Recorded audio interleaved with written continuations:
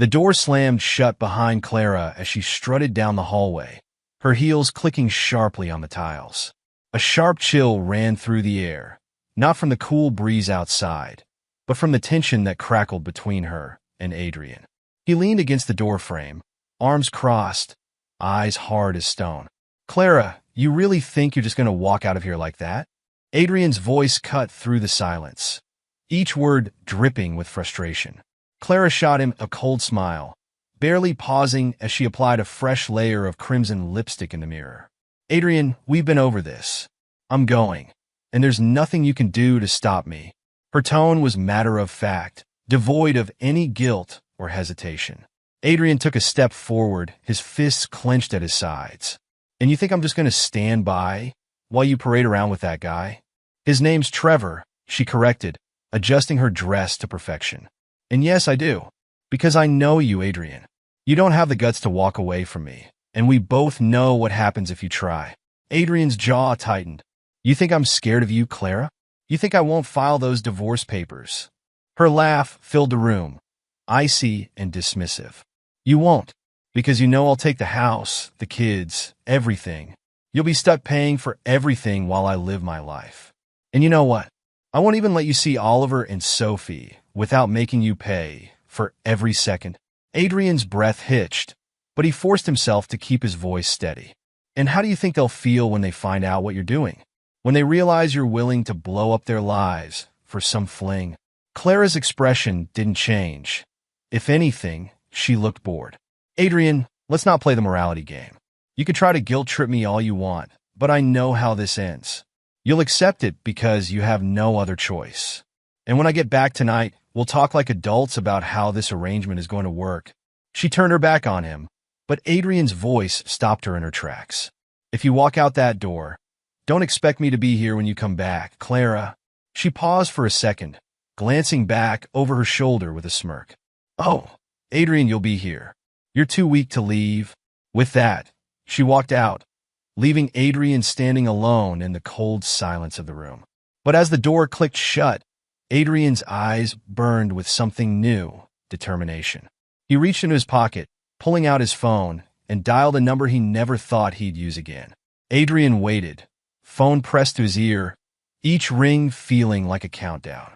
Finally, a voice answered, gravelly and familiar. "Adrian? It's been a while." "Yeah, Gabe, it has. I need your help. And I'm not asking as a friend. I'm asking as someone who's out of options." Adrian's voice was low, each word laced with urgency. A pause lingered on the other end.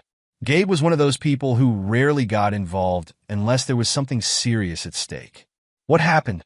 Adrian glanced around the empty living room, the quiet of the house suddenly suffocating. "Clara's tearing everything apart. She's got this new guy, Trevor. I don't care about him, but she's talking about taking the kids, using them as leverage. I need to protect them, Gabe. I can't let her destroy their lives just because she's lost her mind." Gabe's voice hardened. "You know what you're asking me to do, right? You remember what happened last time we got involved in something like this?" Adrian took a breath, steadying himself. Memories from years past flashed through his mind. Nights and places he'd rather forget. Men he'd rather not remember. "But this was different." "I know, but I'm not looking for anything illegal. Just help me keep an eye on things. I need to know what she's planning, who she's talking to." "You still have those contacts?" "Yeah, but this could get messy, real messy," Gabe replied, his tone cautious. "If Clara finds out, she won't. And even if she does, I don't care anymore. She crossed the line tonight, Gabe. I'm done playing it safe." Adrian's voice cracked with the weight of his frustration. He was tired of pretending everything was fine, tired of being walked over. And this time, he wasn't going to let it happen. Gabe sighed, then gave a resigned chuckle. "All right, Adrian, I'm in. I'll make a few calls, get a couple of the old crew together. But you'd better be sure about this, because once we start, there's no going back." Adrian's grip tightened around the phone. "Believe me, I'm ready." Meanwhile, Clara strode into the neon-lit lounge where Trevor waited, looking every bit the charmer in his leather jacket and casual grin. The music pulsed through the speakers, and the air was thick with the buzz of conversations and laughter. As soon as Trevor saw Clara, he gave her a confident nod and raised his glass. "Hey, beautiful. You actually made it," he teased, leaning in closer as she sat down beside him. "And here I thought you'd back out at the last minute." Clara flashed a coy smile, resting her hand on his arm. "Not a chance. I'm done with Adrian trying to control my life. I'm ready for a real man, someone who doesn't hold me back." Trevor smirked, but there was a glint of curiosity in his eyes. "Yeah, about that. You really think Adrian's gonna let this slide? Most guys would fight back if their wife started dating someone new while they're still under the same roof." Clara laughed, but there was an edge to it. "He's harmless. Trust me. He talks big, but he'll never do anything about it. He's just too predictable." Trevor raised an eyebrow, a hint of doubt creeping into his expression. "Still, you sure this is worth the trouble? It's not like you're rolling in cash without him." Clara leaned in, whispering against his ear, her lips curving into a smile. "That's why I got a plan. Just stick with me, and we'll be living the good life before you know it." Trevor couldn't resist her confidence, so he shrugged and clinked his glass against hers. But even as they shared a toast, he couldn't shake the feeling that Clara was underestimating her husband. Adrian might seem like he was all bark and no bite, but Trevor knew better than to ignore the instincts that had kept him out of trouble all these years. Back at the house, Adrian didn't waste any time. He headed down to the basement, where a dusty metal lockbox lay hidden beneath a pile of old tools. Inside, he found a set of papers, a few small electronics, and a burner phone. It was like stepping back into a past he'd sworn never to revisit. But desperate times called for desperate measures. He dialed a number on the burner, and it rang only once before a familiar voice answered. "Adrian, what's the word?" It was Marcus, another old contact, who now worked as a security specialist. "Marcus, I need some tech, something to monitor phone calls, maybe a tracker or two. You know, just to keep tabs on Clara's movements and who she's talking to." Adrian's voice was firm, no hesitation. Marcus chuckled dryly. "Still got a taste for the cloak and dagger stuff, huh? All right, I'll send over a package. Should reach you by morning. Thanks. And Marcus, don't mention this to anyone." "Not yet." Adrian's voice softened, the weight of the situation bearing down on him. "You got it, man. Just don't go getting yourself in too deep." As Adrian ended the call, he felt a strange sense of calm settle over him. For the first time in months, he felt like he was taking back some control. Whatever Clara thought she had over him, she was about to realize just how wrong she was. By the time Clara came home, the clock had crept past 3 in the morning. She was a little buzzed from the night out, a satisfied smile playing on her lips. But the moment she stepped inside, she noticed something off. The living room lights were on, and Adrian was waiting, sitting calmly in the armchair like a shadow in the dim glow. "Well, look who finally decided to come home," he remarked, his voice almost too casual. Clara stopped, her smile faltering. "Adrian, don't start." "Oh, I'm not starting anything. Just making sure you know how this is going to play out." He stood, his eyes locked on hers. "You thought I'd roll over, but you're wrong, Clara. I'm done letting you walk all over me." She raised an eyebrow, but he saw a flicker of uncertainty in her expression. "You think you can scare me, Adrian? With what, exactly? You got nothing on me?" Adrian let out a slow, humorless laugh. "Is that what you think? Let's just say I have friends who are a lot better at finding out the truth than you realize. And I'm not going to let you drag our kids into this mess." Clara's eyes flashed with a mix of anger and something else, something close to fear. But she covered it with a sharp laugh. "You think your little buddies are going to change anything? I'll still get the house, the money, everything. You know how the system works?" Adrian stepped closer, his expression hardening. "Yeah, well, we'll see about that. Because I'm not going down without a fight." For a moment, the tension between them crackled like electricity. Neither of them moved, both caught in a dangerous game where the stakes were higher than they'd ever been before. But this time, Adrian wasn't going to be the one backing down. Clara was about to find out just how far he was willing to go to protect what mattered most to him. Adrian didn't sleep that night. He spent the early hours combing through old contacts, setting up a secure communication network with Gabe and Marcus. By dawn, a small, nondescript package arrived at his doorstep. Inside, Adrian found a few compact devices, a pair of listening bugs, a tracker, and a drive loaded with software that Marcus had customized for his needs. He didn't waste a second. Clara was still asleep upstairs, so he slipped outside and discreetly placed a tracker underneath her car bumper, ensuring it was tucked away where she'd never think to look. He then positioned a bug inside her purse, a little insurance to catch any conversations she thought were private. Adrian returned to the house, settling into his makeshift command center in the basement.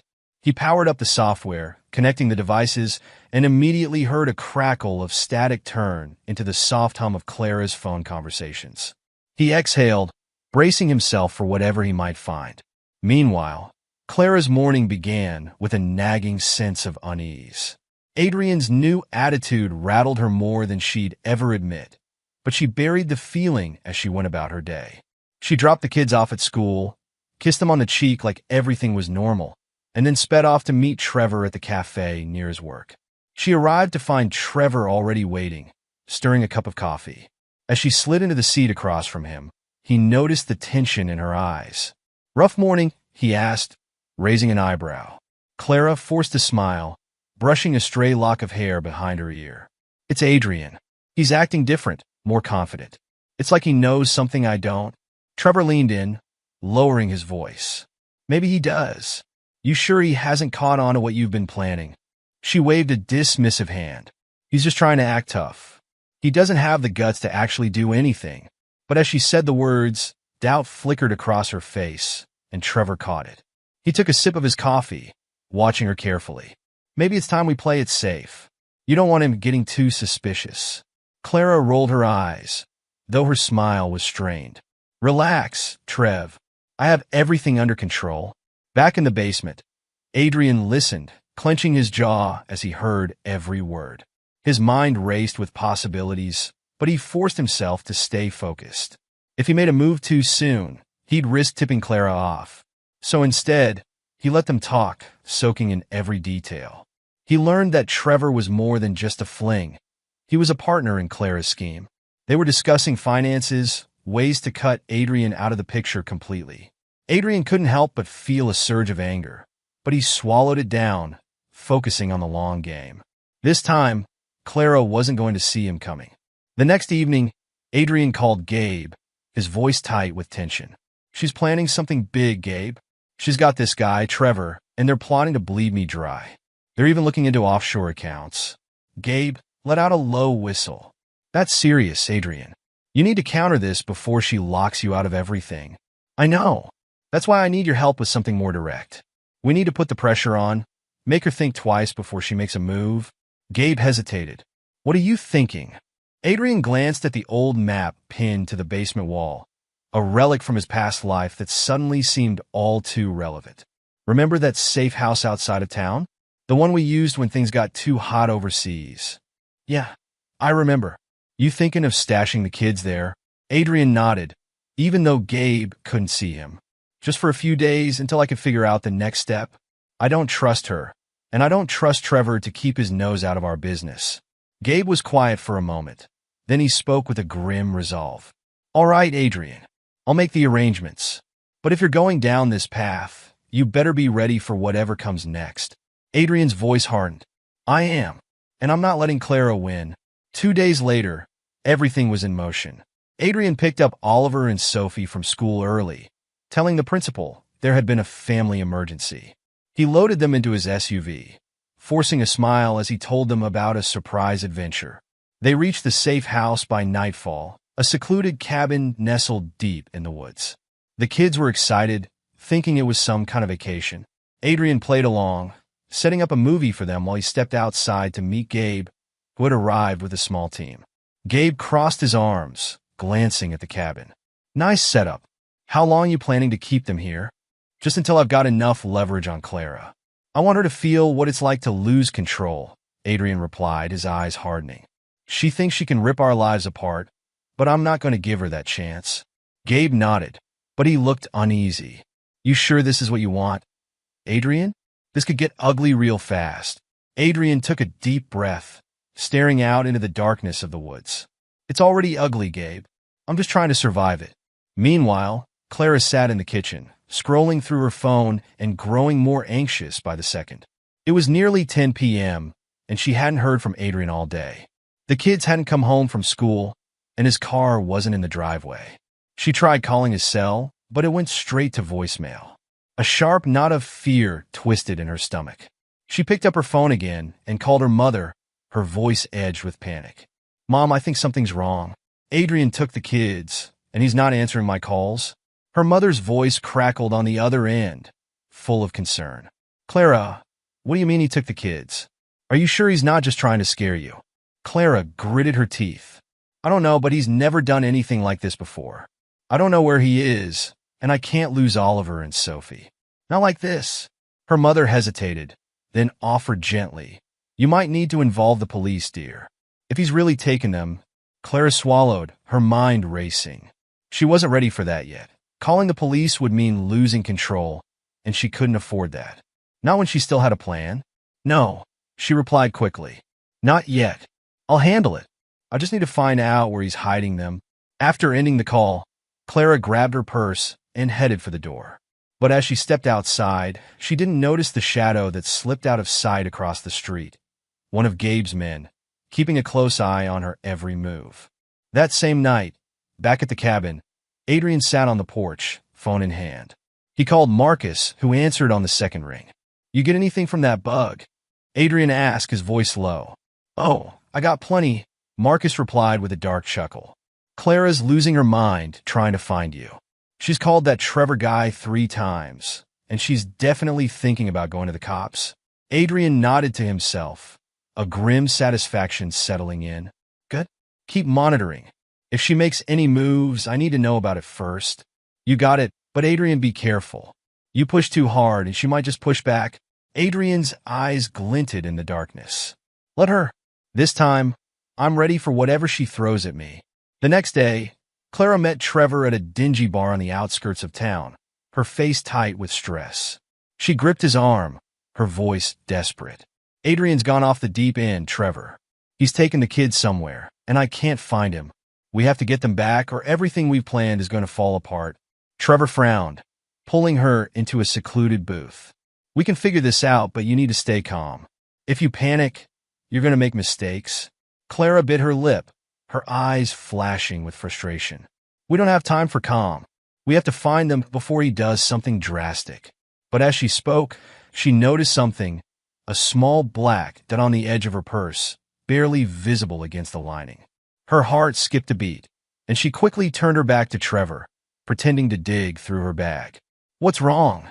Trevor asked, sensing her change in demeanor. Clara forced a tight smile. "Nothing. I just need to use the restroom." She slipped away, her mind spinning.